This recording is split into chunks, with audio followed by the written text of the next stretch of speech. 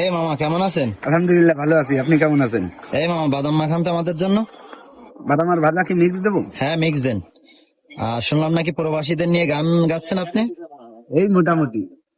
তাহলে আমাদেরকে একটু প্রবাসীদের নিয়ে গান শোনানো যায়? অবশ্যই যাবে। ঠিক আছে বলেন, একটু শুনি আমরা তাহলে। আমি কপাল পোড়া প্রবাসী, আমার মুখে নেই তো হাসি, আমার চোখে ঝরে পানি। আমি কপাল পোড়া প্রবাসী, আমার মুখে নেই তো হাসি, আমার চোখে ঝরে পানি। মা বাবা ছেড়ে প্রবাসে এসে, মা বাবা ছেড়ে প্রবাসে এসে কেমন করে ভালো থাকি।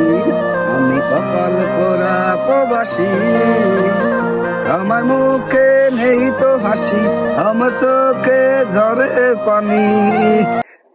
মামা যে সুন্দর গান বললেন, আপনার তো শিল্পী হওয়া উচিত, কিন্তু আপনি বাদাম বিক্রেতা কি জন্য সেটা বলেন।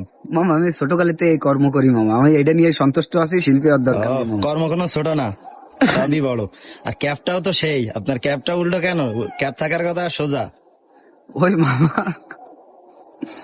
সবাই বলেন প্রবাসী যারা আছেন তারা যেন লাইক কমেন্ট শেয়ার করে। হ্যাঁ ঠিক আছে। এমনিতেই ভিউজ ডাউন। ঠিক আছে বলে দেন, আপনি নিজে বলেন। ইনকামও ডাউন। হ্যাঁ হ্যাঁ, ফেসবুক গরিব হয়ে গেছে। কন্টেন্ট ক্রিয়েটর বাইরে গেছে তো এর জন্য ফেসবুক আছে। গরিব হয়ে গেছে।